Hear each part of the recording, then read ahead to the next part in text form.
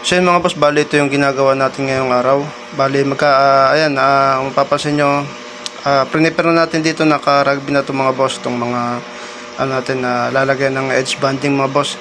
Bali kabilaan muna linagay natin na naka-prepare dito mga boss. So dito naman, ayan, bali puro pinto to mga boss. Tapos share ko rin sa inyo itong mga ano na to mga boss, edge banding natin na bali na rugby na natin yun mga boss.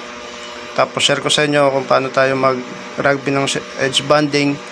Siyempre gagamit lang tayo ng na mismo, tapos butasan nyo lang, tapos ayan, para ma-rugbyhan nyo na siya yung edge banding natin. So ganun lang tayo tapos ayan, may basahan tayo, pantanggal naman ng rugby mga boss, paint thinner at saka kerosene lang mga boss.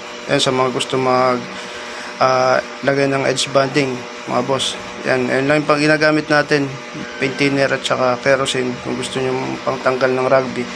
So yun, hanggang dito lang po muna mga boss. God bless po.